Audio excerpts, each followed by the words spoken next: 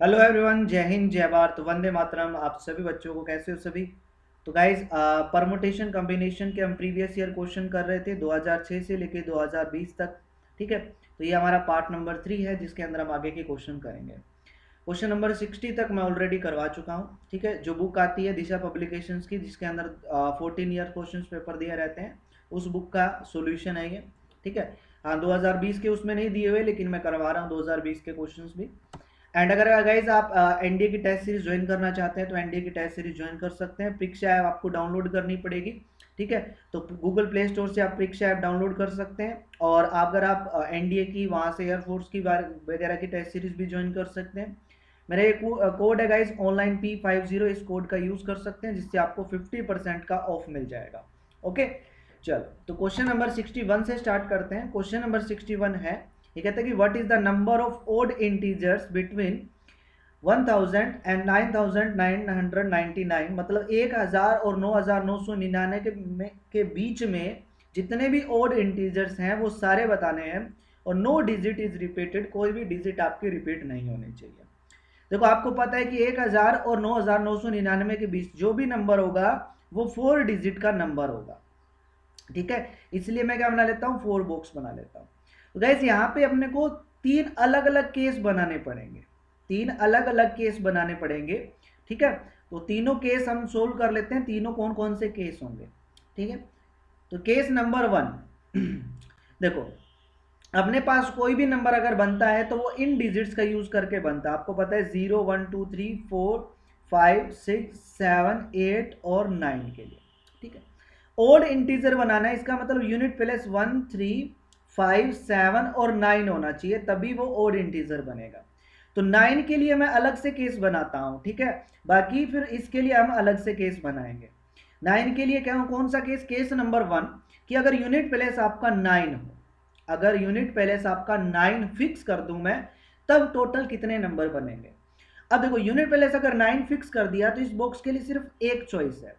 बाकी इस बॉक्स के लिए कितनी चॉइस, यहां 0 नहीं आ सकता, लेकिन 1 2 3 4 5 6 7 और 8, इन 8 नंबर में से कोई भी नंबर आ सकता है। तो इस बॉक्स के लिए 8 चॉइस हो गई। नेक्स्ट, इस बॉक्स के लिए भी 8 चॉइस, क्यों, क्योंकि यहां पे 0 आ सकता है। नेक्स्ट, इस बॉक्स के लिए कितने चॉइस, 7 चॉइस। तो कर दो 8 इंटू 8 इंटू 7 इंटू 1। तो ये केस नंबर 1 का आंसर आ गया। केस नंबर 2 हमारे पास है कि अगर मैं इस 9 को फिक्स कर दूं कहां पे, इस वाले बॉक्स में। अगर 9 को मैंने इस वाले बॉक्स में फिक्स कर दिया तो यहां बना 1 चॉइस। और यूनिट पैलेस भी बनना चाहिए। तो यूनिट पैलेस का मतलब है कि इस बॉक्स, मतलब ओड इंटीजर भी बनना चाहिए। तो इस बॉक्स में अब 1 आ सकता है, 3 आ सकता है, 5 आ सकता है, 7 आ सकता है। इन चारों में से कोई भी नंबर आ सकता है, इसके अलावा कोई और नंबर नहीं आ सकता। तो इस बॉक्स के लिए 4 चॉइस हो गई। अब बचा ये वाला बॉक्स। देखो, 2 डिजिट यूज करके एक यहां पे कर लिया, एक यहां पे कर लिया। ठीक है, तो यहां पे मैंने 9 भी यूज कर लिया और यहां पे मान लो कि मैंने 3 भी यूज कर लिया। अब बचा 0 1 2 4 5 7 6 7 8। ठीक है, तो मतलब ये कि ये 8 चॉइस रहेगी इस बॉक्स के लिए, और इस बॉक्स के लिए रहेगी अपने पास 7 चॉइस। तो ये कर लो, मतलब 8 इंटू 7 इंटू 4 इंटू 1। ये केस नंबर 2 आया। अब केस नंबर 3 ये बनता है कि अगर 9 आपका ना तो यहां आए ना यहां आए, 9 आपका इन दोनों में से कहीं भी आ जाए। चलो, अब मतलब 9 आपका यहां नहीं आया, इसका मतलब ये कि इस पैलेस में इन चारों में से कोई भी नंबर आएगा। तो इस बॉक्स के लिए कितनी चॉइस, 4 चॉइस।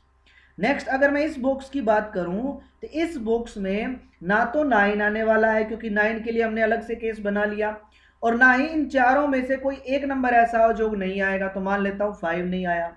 तो यहां आपका 0 भी नहीं आ सकता, क्योंकि 0 यहां पे आ गया तो फिर वो नंबर आपका 3 डिजिट हो जाएगा। तो 0 नहीं आ सकता, 9 नहीं आ सकता, और मान लेते हैं 5 नहीं आ सकता। तो इसका मतलब ये कि बाकी बचे 7। तो इस बॉक्स के लिए 7 चॉइस। इस बॉक्स में अब 0 आ सकता है तो इसके लिए 8 चॉइस।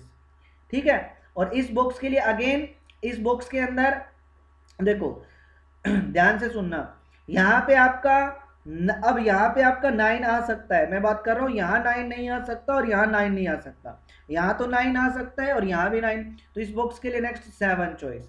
देखो इस बॉक्स को और इस बॉक्स को मैं छोड़ रहा हूँ, इन दोनों बॉक्स के अंदर ना तो 0 आ सकता, 9 आ सकता, 5 आ सकता, तो इसलिए इसके लिए 7 चॉइस। अब अगर जैसे ही मैं आगे वाले बॉक्स पे जाऊंगा यहाँ 0 भी आ सकता है और 9 भी आ सकता है, ठीक है, तो इसके लिए 8 चॉइस, नेक्स्ट के लिए 7, तो ये आ जाएगा मेरे पास 8 इंटू 7 इंटू 7 इंटू 4। इनकी क्या कर लो गाइस, प्रोडक्ट कर लो, इसकी प्रोडक्ट कर लो, ठीक है, फिर प्लस में इसकी प्रोडक्ट कर लो, फिर प्लस में इसकी प्रोडक्ट कर लो, तीनों को आप ऐड कर दोगे, आपका रिजल्ट आ जाएगा। क्लियर, ठीक है।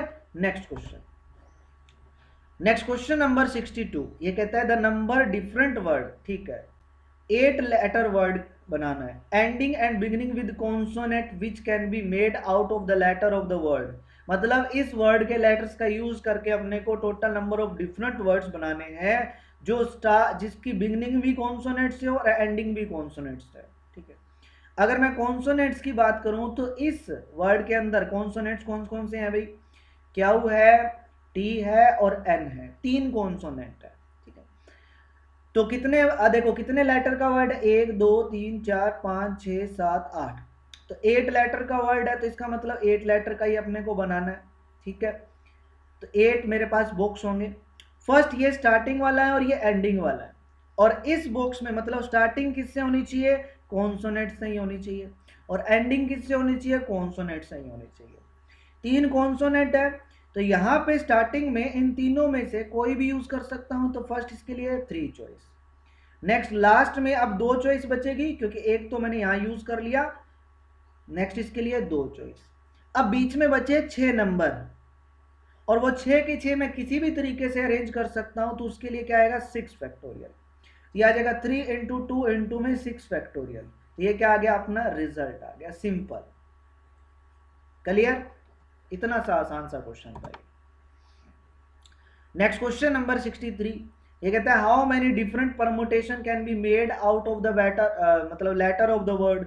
इस वर्ड के लेटर्स को टोटल कितने तरीके से अरेंज कर सकते हैं, तो कितने हैं भाई, 1 2 3 4 5 6 7 8 9 10 11, तो क्या आएगा 11 फैक्टोरियल, डिवाइड बाय जो जितनी बार रिपीट होता है, यहाँ देखो टी जो है वो 2 बार रिपीट होता है, तो डिवाइड बाय 2 फैक्टोरियल, और कोई भी लेटर आपका रिपीट नहीं हो रहा, तो ये क्या आ गया आपका आंसर आ गया, सिंपल है।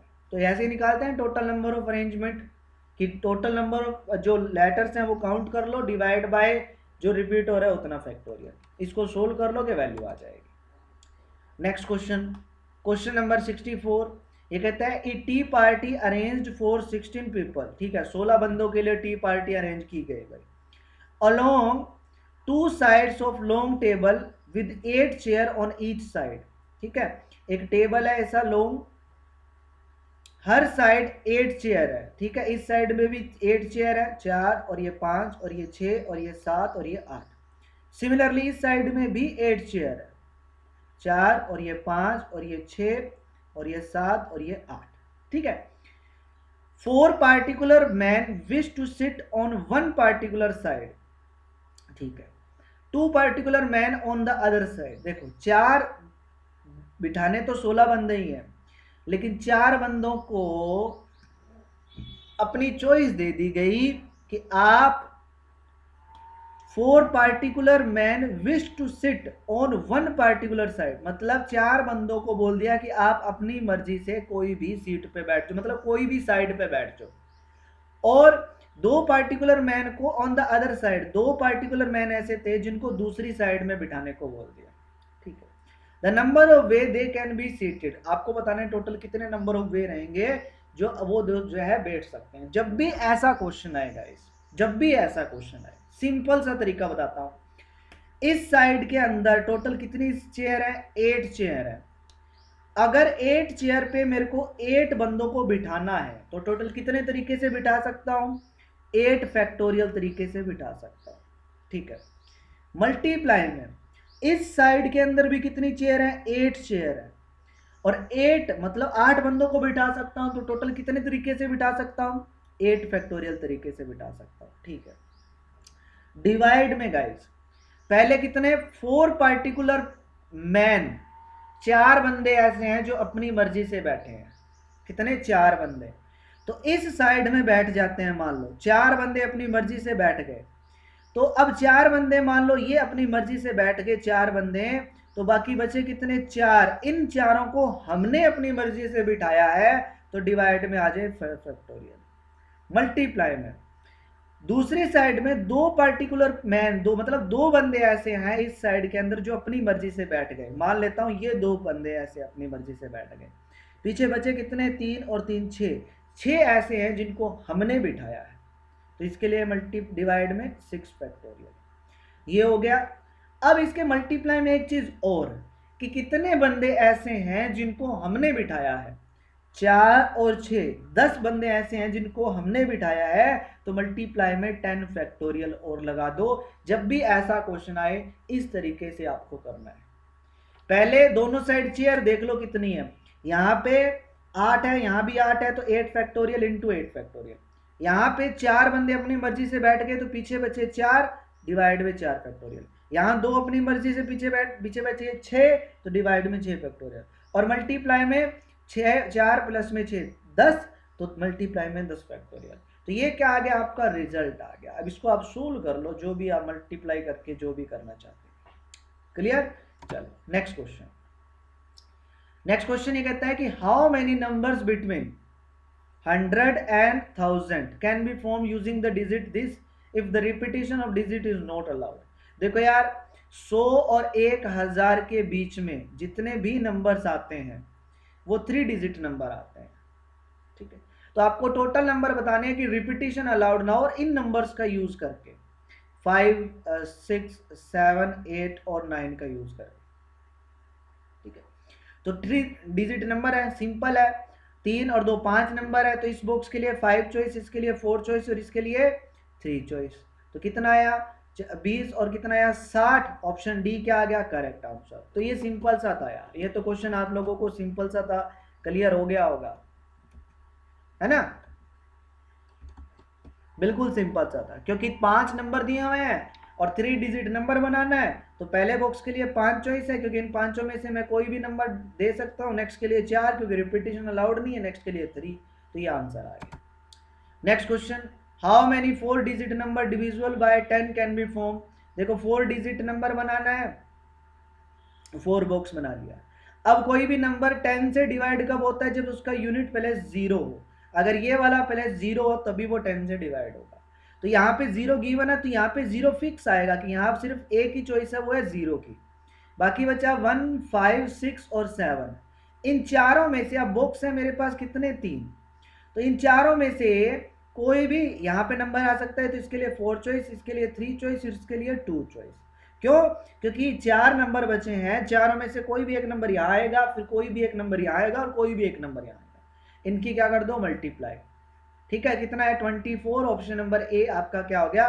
करेक्ट आंसर हो गया। Clear? Next question, the number of triangle that can be formed by choosing the vertices of a set of 12 points in a plane, 7 of which lies on the same straight line। important question है guys. ठीक है, देखो मैंने आपको बताया था कि जब भी ऐसा क्वेश्चन आए नंबर ऑफ ट्राइंगल का, तो फॉर्मूला होता है NC3। ये फॉर्मूला कब लगता है? जब कोई भी पॉइंट आपका सेम स्ट्रेट लाइन पे नहीं होना चाहिए, मतलब कोई भी पॉइंट आपका कोलिनियर नहीं है। No 3 points are collinear. अगर एक भी पॉइंट कोलिनियर नहीं है, इसका मतलब ये फॉर्मूला लगेगा। लेकिन अगर आपको कुछ पॉइंट्स दिए हुए हो जो कोलिनियर हो, कोलिनियर का मतलब सेम लाइन पे लाई करें, तो यहाँ टोटल पॉइंट्स कितने? 12। तो इसके लिए मैंने फॉर्मूला बताया था NC3 माइनस में PC3। N मतलब टोटल पॉइंट्स, टोटल कितने? 12, तो 12C3 माइनस में P मतलब जितने पॉइंट सेम स्ट्रेट लाइन पे है, 7 पॉइंट, तो ये आएगा 7C3। तो ये 12C3 माइनस में 7C3 कर लो, ये क्या आ जाएगा आपका आंसर?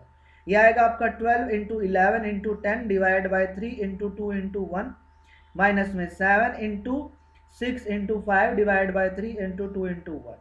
यह आ जाएगा, यहाँ पे गया कैंसिल 2, तो यह आया 220 और ये कैंसिल होकर ये माइनस में ये 35, ये 5 और ये 8 और ये 1, तो 185 आंसर आ गया। ऑप्शन नंबर ए आपका करेक्ट आंसर हो गया। सिंपल सा क्वेश्चन है। ठीक है, तो 12C3 माइनस में 7C3, ये इंपॉर्टेंट क्वेश्चन है भाई। नेक्स्ट क्वेश्चन, क्वेश्चन नंबर 68, ये कहता है कि देयर आर 17 क्रिकेट प्लेयर, यहाँ पे टोटल 17 क्रिकेट प्लेयर है, out of which 5 player can bowler. देखो टोटल कितने हैं, 17, 17 में से 5 हैं जो बॉलर हैं, इसका मतलब 12 जो है वो मान लेता हूं कि बैट्समैन है, वो जो पीछे 12 बच गए उनमें से कोई बॉलर नहीं है, मतलब बाकी जो बच गए विकेट कीपर मान लो, बैट्समैन मान लो, ऑलराउंड जो भी है वो पीछे 12 बच गए, ठीक है। 5 बॉलर है, इसका मतलब 17 में से 5 बॉलर है, तो 12 जो है वो बैट्समैन मान लेता हूँ, ठीक है। In how many way 11 player be selected सोच दैट 3 बॉलर इंक्लूड, मतलब 11 प्लेयर मुझे सिलेक्ट करने हैं जिसमें से 3 बॉलर होने कंपलसरी है, तो इसका मतलब 3 बॉलर अगर होंगे तो पीछे 8 जो और होंगे वो बैट्समैन होंगे। कॉमन सेंस वाला क्वेश्चन है भाई, 11 में से 3 अगर बॉलर हैं तो 8 में मान लेता हूं कि बैट्समैन है। यहां देखो टोटल बॉलर कितने हैं, 5, और मुझे कितने बॉलर सिलेक्ट करने हैं, 3, तो 5C3 मल्टीप्लाई में टोटल बैट्समैन कितने हैं, 12, लेकिन मुझे कितने सिलेक्ट करने हैं, 8, तो 12C8, ये क्या आ गया, मेरा आंसर आ गया, ठीक है। तो ऑप्शन नंबर डी देखो करेक्ट आंसर हो गया आपका, सिंपल है ना, बहुत ही आसान सा क्वेश्चन। देखो कितना 2018 में क्वेश्चन आया है, कितना आसान question. Next question 69 number question, the total number of 5 digit numbers that can be composed of distinct digits from 0 to 9। 5 digit number बनाना है तो 5 बॉक्स बना लेते हैं यूजिंग द डिजिट 0, 1, 2, 3, 4, 5, 6, 7, 8 और 9। देखो सिंपल कॉमन सेंस वाला है भाई, यहां पे 0 नहीं आ सकता, क्योंकि अगर यहां 0 आ गया तो वो 4 डिजिट नंबर बना जाएगा, तो इसका मतलब इसके लिए कितनी चॉइस, 9 चॉइस, क्योंकि बाकी 9 में से कोई भी नंबर आएगा। लेकिन इस बॉक्स में आपका 0 आ सकता है, और बाकी अब यहाँ पे एक नंबर यूज कर चुका हूं, मान लेता हूं 1 यूज कर लिया, तो ये बचे पीछे 8 और एक 0 भी आ सकता है, तो इसके लिए भी आपके पास 9 चॉइस। अब एक नंबर और मैंने यहाँ यूज कर लिया, नेक्स्ट के लिए 8 चॉइस, नेक्स्ट के लिए 7 चॉइस, नेक्स्ट के लिए 6, क्योंकि वो एक एक कम होते जाएंगे। डिस्टिंक्ट यूजिट्स मतलब आपको यूज करनी है, अलग अलग डिजिट्स यूज करनी है, तो ये आपके पास टोटल क्या आ गया, इसका आंसर आ गया, ठीक है। तो 9 into 9 into 8 into 7 into 6, direct आप जो भी है इसका प्रोडक्ट कर लो, इनका पांचों का, वो आपका आंसर आ जाएगा। ऑप्शन नंबर सी आपका आंसर होगा, ठीक है। मेरे को कैसे पता चला ऑप्शन नंबर सी, क्योंकि बाकियों के सभी के अंदर 0 है, और इनकी प्रोडक्ट देख लो, निम्न में क्या सी, फिर 8 से करोगे 6, 7 से करो 6, किसी में 0 नहीं बनेगा। 0 तभी बनेगा या तो 5 हो या 0 मल्टीप्लाई में, तो यहाँ 5 मल्टीप्लाई में नहीं है और ना ही 0 मल्टीप्लाई में, तो इसका मतलब 0 तो बनेगा ही नहीं, तो ऑप्शन सी हो गया। तो प्रोडक्ट करने की भी जरूरत नहीं थी, स्मार्ट वर्क अगर यूज करते हो तो स्मार्ट वर्क भी करना चाहिए। नेक्स्ट क्वेश्चन नंबर 70, ये कहता है what is the sum of all 3 digit number that can be using the digit this when repetition of digit is not allowed. ये कहता है कि 3, 4, 5 इन 3 डिजिट्स का यूज करके जितने भी 3 डिजिट्स के नंबर बनेंगे उन सभी का सम बताना है। तो सिंपल है, पहला तो बनेगा 3, 4, 5, फिर आप क्या करो 3 को रखो और 5 और 4 को जगह चेंज कर लो। अब पहले आप 4 रखो, फिर आप 3 लिख लो, फिर 5, पहले आप 4 लिखो, फिर 5 और 3 की जगह चेंज कर लो। सिमिलरली 5 हो सकता है 3, 4, और फिर 5 को रखो 4, 3, तो ये इतने ही नंबर बनेंगे, मतलब टोटल ये 6 नंबर ही बनेंगे जिनका 3 डिजिट, मतलब इन 3 डिजिट्स का यूज करके टोटल ये 6 नंबर ही बनने वाले। अब इनको ऐड कर दो गाइस, ठीक है।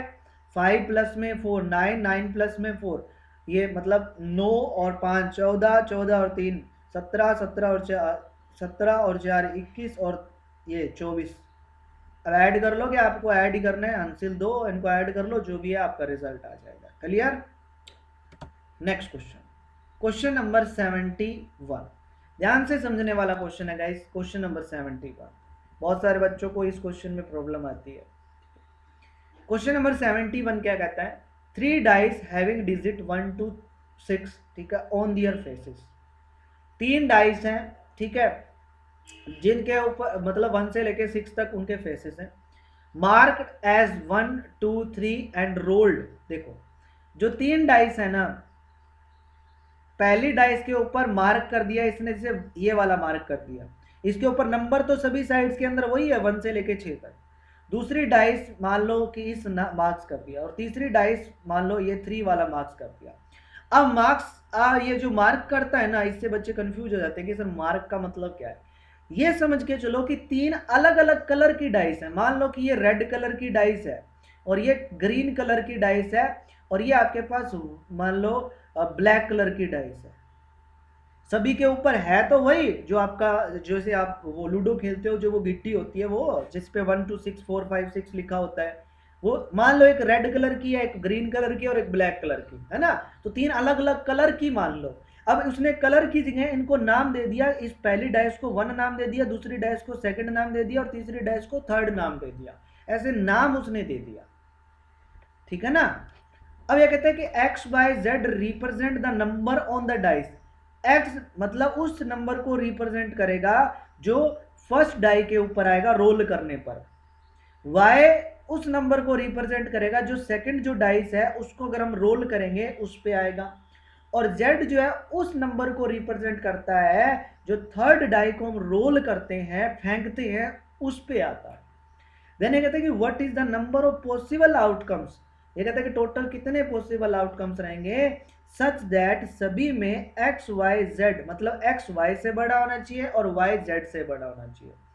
तो जैसे कॉमन सेंस है कि अगर मैं 3 डाइस को रोल करता हूं, तो 3 डाइस को अगर मैं फेंकूंगा तो टोटल पॉसिबल, जैसे मान लेते हैं पहले में 6 आया, दूसरे में 5 आया और तीसरे में 4, जो कि इस कंडीशन को सेटिस्फाई करता है, तो ये एक पॉसिबिलिटी हो गई। तो ऐसे बताना कि ऐसे टोटल कितनी पॉसिबिलिटी बनेगी जिसमें ये नंबर इससे बड़ा हो और ये नंबर इससे बड़ा हो। क्वेश्चन समझ में आया। अब हम निकालेंगे कैसे वो चेक करते हैं। तो कॉमन सेंस वाला है, देखो ध्यान से समझिएगा इस क्वेश्चन को। यहाँ पे अलग अलग केस बनेंगे, अलग अलग केस बनाते हैं और फिर हम आगे इसको कंटिन्यू करेंगे। ओके, देखो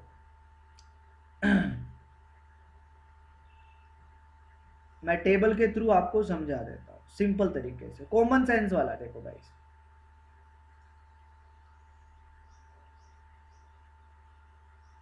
चलो बिना टेबल ही करते हैं।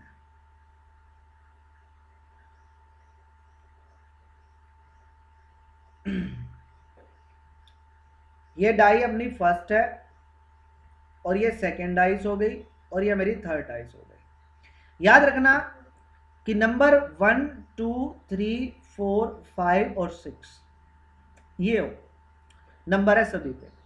पहली डाइस पे 1 नहीं आ सकता गाइस, क्योंकि 1 आ गया अगर तो 1 से बड़ा नंबर है बाकी के सारे, लेकिन अपने को क्या चाहिए, बाकी सारे दोनों छोटे चाहिए, तो इसलिए यहाँ 1 नहीं आ सकता पहली डाइस पे।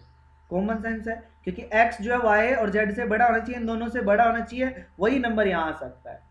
यहाँ पे 2 भी नहीं आ सकता गाइस, लेकिन यहाँ पे 3 आ सकता है। अगर यहाँ पे 3 आ गया तो यहाँ पे आपका 2 आ जाएगा और यहाँ पे आपका 1 आ जाएगा, ठीक है। अब 3 आ गया, 3 वाला केस ले लिया। अब आगे वाले केस पे चलते हैं। यहाँ आपका 4 आ सकता है। अब अगर यहाँ 4 आ गया तो यहाँ पे आपका 3 2 और 1 इन तीनों में से कोई नंबर आ सकता है। मान लो यहाँ पे आपका 3 और 2 भी आ सकता है, या आपका 3 और 1 भी आ सकता है, क्योंकि ये देखो 4, देखो x y से बड़ा है, y z से बड़ा है, x y से बड़ा है और y z से बड़ा है, ठीक है। और यहाँ पे ये भी हो सकता है कि 2 आ जाए और 1 आ जाए। अब यहाँ पे एक केस, एक, ये 2 और ये 3 और ये 4, अब तक टोटल 4 केस बन गए, है ना। तो 4 के लिए ये 3 केस बने हैं मेरे पास। नेक्स्ट आता है 5। अब 5 के लिए अपने पास टोटल कितने केस बनेंगे, देखो पहले अगर 4 रखता हूं तो 4 आ सकता है, 3 आ सकता है, 4 के साथ 2 भी आ सकता है, 4 के साथ आपका 1 भी आ सकता है ना। तो 4 के साथ, क्योंकि 4 यहां पे है तो यहां 3 आ सकता है, क्योंकि देखो ये कंडीशन सेटिस्फाई हो रही है, समझ रहे हो मेरी बात, ठीक है। तो 4 के केस में 3 केस बनेंगे, ठीक है।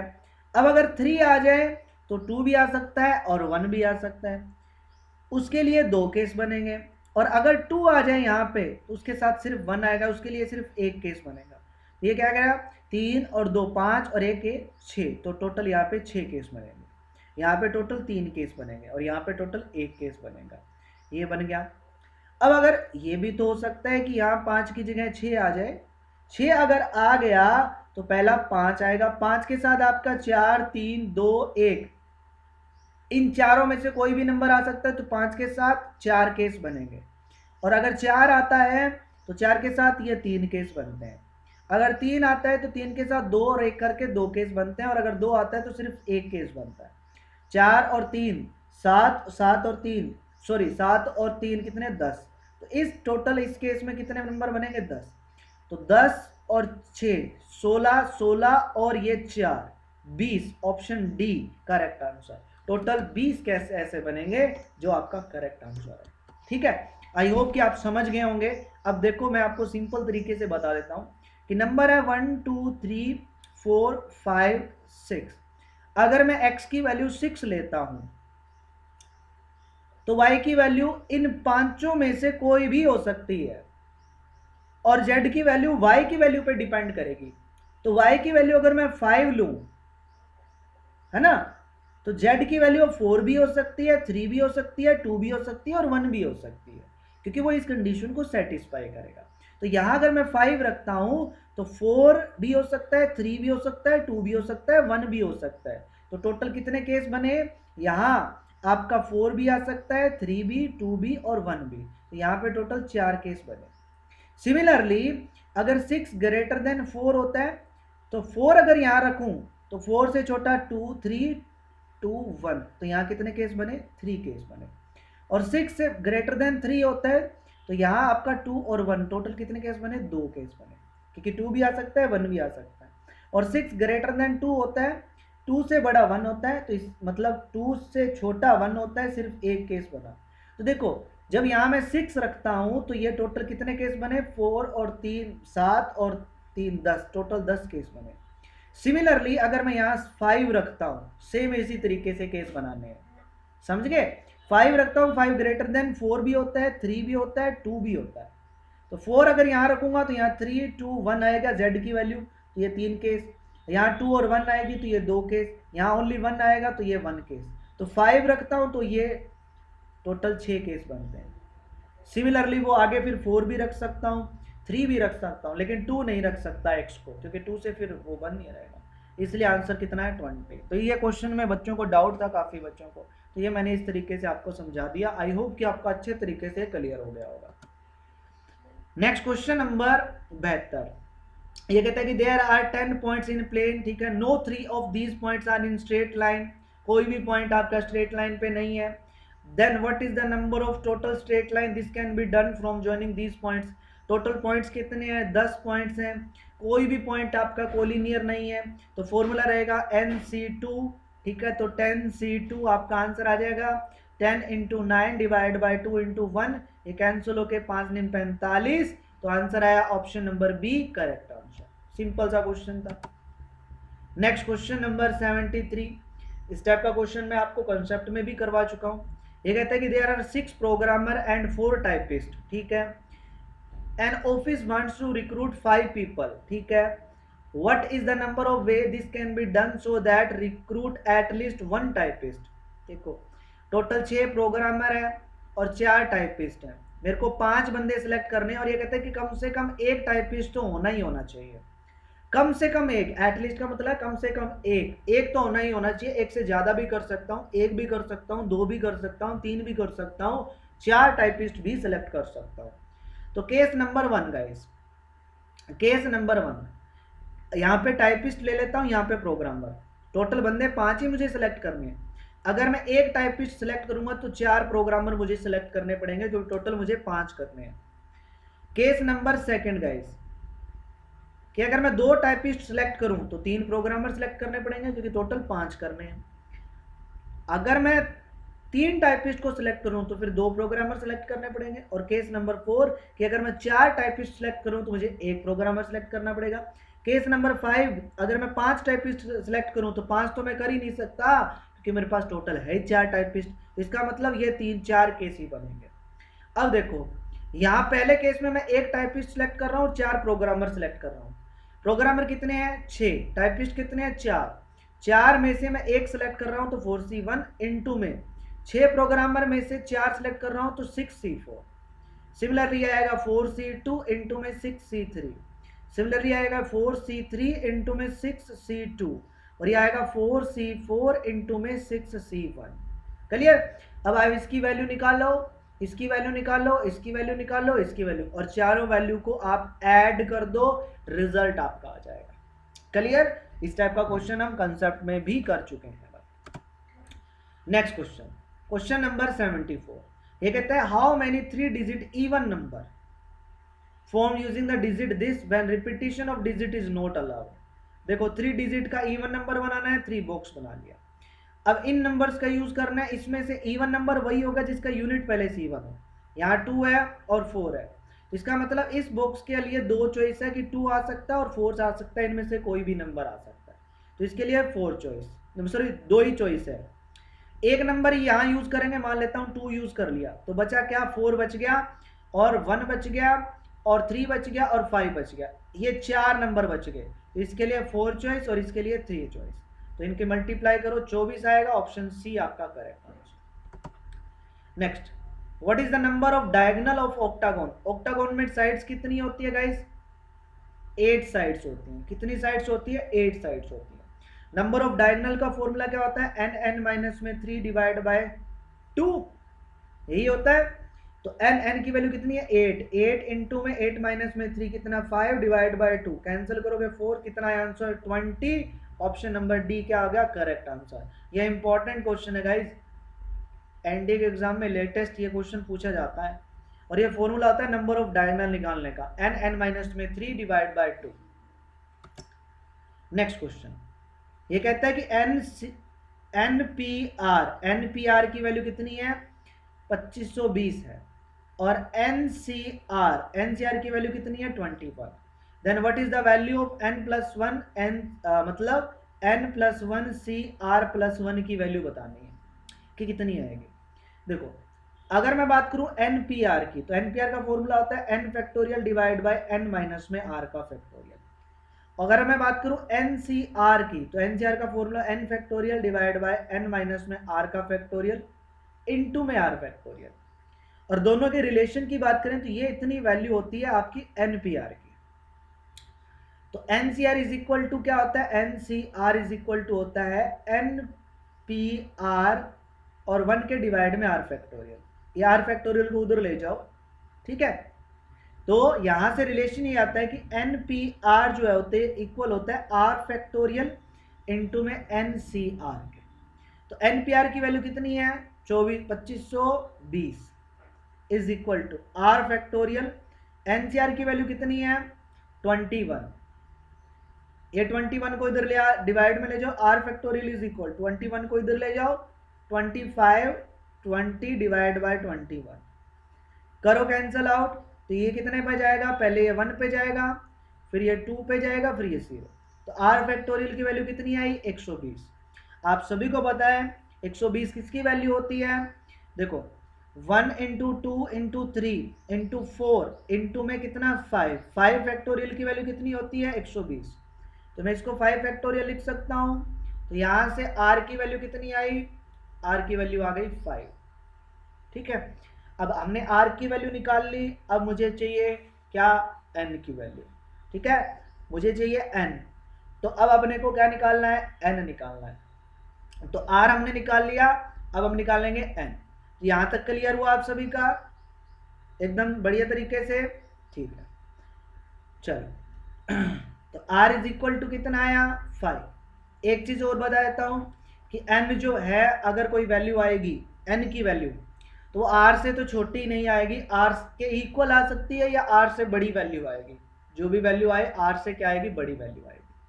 यहाँ देखो इस रिजल्ट का हम यूज करते हैं, यहाँ क्या है, n फैक्टोरियल डिवाइड बाई, ये आएगा R फैक्टोरियल इंटू में n माइनस में R का फैक्टोरियल इज इक्वल टू कितना है, 21, ठीक है।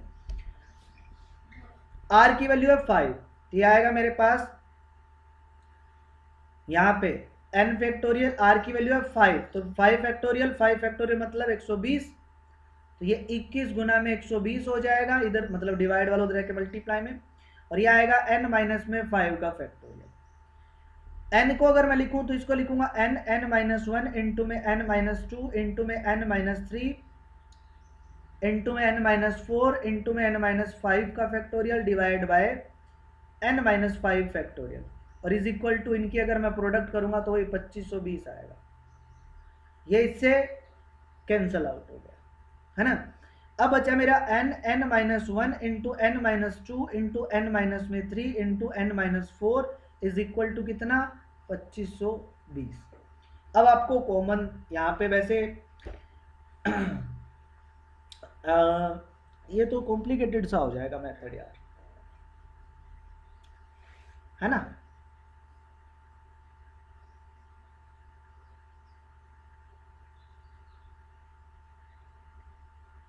क्योंकि ये तो बहुत बड़ा हो जाएगा, इसको हम सोल्व करने बैठेंगे तो काफी बड़ा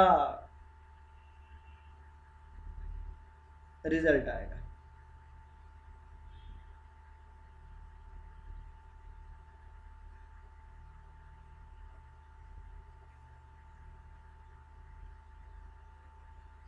तो इसको हम करते हैं, 1 मिनट रुको।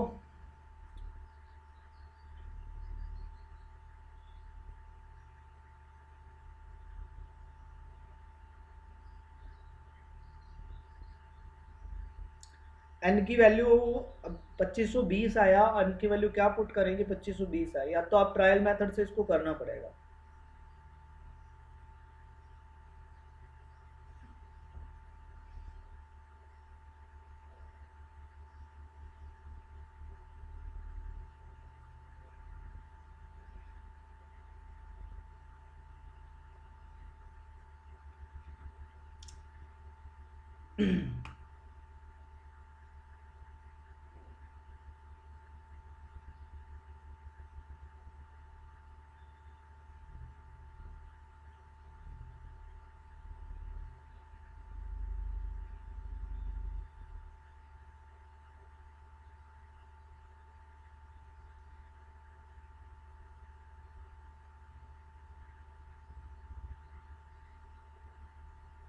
इनकी प्रोडक्ट करके देखते हैं गाइस, ठीक है। 56 और 20, ठीक है, फिर गुना में 6, 4 5 20, 6 120 गुना में 56, 6 दूनी 12, 1 6 और 1 7, और ये हो गया 0, 5 दूनी 10, 1, बहुत बड़ा हो गया ये तो।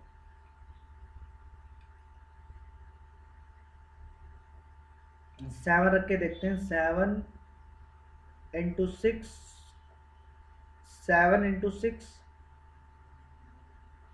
7 6 5 4 और 3, ठीक है।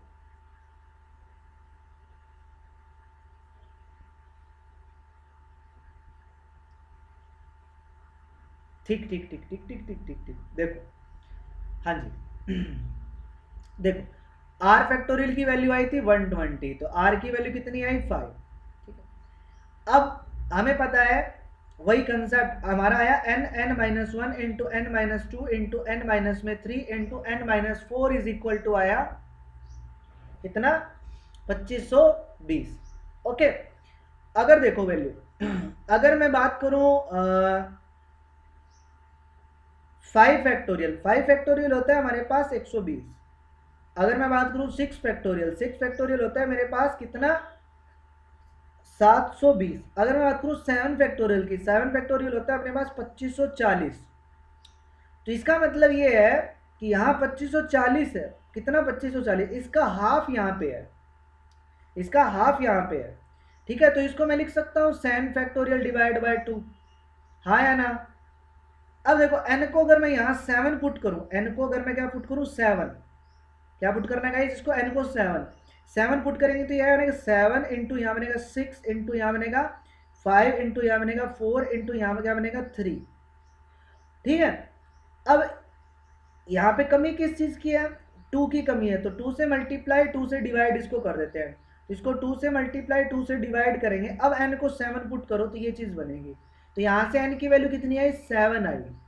तो अब n की वैल्यू 7 है, यहाँ पुट करते हैं, ये आएगा 8c, यहाँ पुट करेंगे 6, 8c6, इसकी वैल्यू आप निकाल लो, 8c6 की जो वैल्यू आती है वो आपका करेक्ट आंसर हो जाएगा, सिंपल है, ठीक है ना। कॉमन सेंस था, n की वैल्यू 7 आएगी, इसमें ऐसे करना था भाई।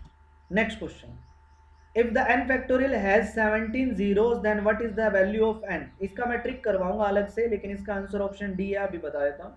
इसका मैं ट्रिक का वीडियो अपलोड करूंगा गाइस, ठीक है, अलग से, उसमें आपको बढ़िया तरीके से बता दूंगा। नेक्स्ट क्वेश्चन नंबर, नेक्स्ट वैसे ही है, बाइनोमियल का क्वेश्चन है, फिर भी मैं करवा देता हूँ। प्रॉपर्टी होती है गाइस NCR प्लस में NCR minus 1 is equal to n plus 1 CR के इक्वल होता है, ठीक है। तो इस प्रॉपर्टी का यूज इसने यहाँ पे किया है, ठीक है। यहाँ पे देखो, यहाँ क्या है अपने पास, यहाँ है 47C4 प्लस में 47C3। अगर मैं इन दोनों को ऐड करता हूँ, इसको और इसको ऐड करता हूँ, तो ये बनेगा मेरे पास 48C4 बनेगा, क्योंकि इस प्रॉपर्टी से। फिर यहाँ देखो 40C8, यहाँ पे देखो 40C8 3 है, और यहाँ पे क्या है 48C4। अगर मैं इन दोनों को ऐड करूंगा इसी प्रॉपर्टी से, तो वो बनेगा 49C4। सिमिलरली अगर इन दोनों को ऐड करूंगा तो वो बनेगा 50C4। सिमिलरली अगर मैं इन दोनों को ऐड करूंगा तो वो बनेगा 51C4। फिर यहाँ बनेगा इन दोनों को अगर ऐड करूंगा तो वो बनेगा 52C4। तो आंसर आएगा 52C4, option number C correct answer. Next question, next ये प्रॉपर्टी है NCR अगर इक्वल हो NCK के, तो NCR अगर इक्वल हो किसके, NCK के। पहले देखो NCR इक्वल होता है NCN माइनस आर के, ठीक है, NCN माइनस आर के, मतलब इन दोनों का जो सम होता है वो n के इक्वल होता है, r प्लस में n minus r is equal to n होता है। वैसे ही इन दोनों का जो सम होगा वो इस n के इक्वल होगा। तो यहाँ है 20cn plus 2 is equal to है 20cn माइनस 2। तो इन दोनों का जो सम होगा, मतलब n प्लस 2 प्लस में n माइनस 2, वो इक्वल होगा 20 के। तो ये इससे कैंसिल, तो 2n इज इक्वल टू 20, तो n की वैल्यू कितनी आई 10। ऑप्शन नंबर सी आपका करेक्ट आंसर। तो प्रॉपर्टी यूज हुई है इसमें। Next, what is the number of way, ये 2020 के क्वेश्चन है। What is the number of way in which, sorry 2019 paper second, way the letter of the word, ये शायद 2020 का है। एबल इस वर्ड के लेटर्स का यूज करने can be arrange so that the vowels occupy even places. देखो यार 4 लेटर है, 4 ही प्लेसेस होंगे। ये हो गया अपना जैसे 1, ये 2, ये 3 और ये 4। इसमें वोवल्स कितने हैं, ए और ई, 2 वोवल्स हैं, और ये इवन प्लेसेस पे आने चाहिए, 2 ही इवन प्लेसेस हैं। यहाँ मान लेता हूँ ए और ई में से कोई भी नंबर आ सकता है, तो इसके लिए 2 चॉइस और इसके लिए सिर्फ 1 चॉइस। सिमिलरली पीछे 2 लेटर बच गए, बी बच गया और एल बच गया, तो इसके लिए 2 चॉइस और इसके लिए 1 चॉइस। तो मल्टीप्लाई करेंगे तो 4 आंसर आएगा, ऑप्शन नंबर बी, ठीक है। तो इसको ऐसे भी लिख सकते हो 2 फैक्टोरियल इंटू 2 फैक्टोरियल। तो ये हो गया गाइस कंप्लीट, ये है जहाँ 2020 का, 2020 के पेपर में आया था ये क्वेश्चन, ठीक है। तो ये हो गया हमारा कंप्लीट परमुटेशन कॉम्बिनेशन, मतलब हमने कर लिया इसके सारे प्रीवियस ईयर क्वेश्चंस कर लिए। अगर कोई क्वेश्चन में डाउट रह जाता है गाइस, तो आप कमेंट करके अपना डाउट क्लियर कर लीजिएगा, ठीक है। कमेंट बॉक्स में कमेंट कर दीजिएगा, तो मैं आप लोगों को करवा दूंगा इसके, अगर आपको कोई डाउट है तो, ओके, ठीक है। मेरे व्हाट्सएप के थ्रू आपको क्लियर करवा दूंगा। तब तक के लिए आप सभी का दिल से बहुत बहुत धन्यवाद गाइस। मिलते हैं नेक्स्ट क्लास में। नेक्स्ट में मैं नेक्स्ट चैप्टर का आपको प्रीवियस ईयर क्वेश्चन का सॉल्यूशन करवाऊंगा, ठीक है। तब तक के लिए जय हिंद, जय भारत, वंदे मातरम आप सभी बच्चों।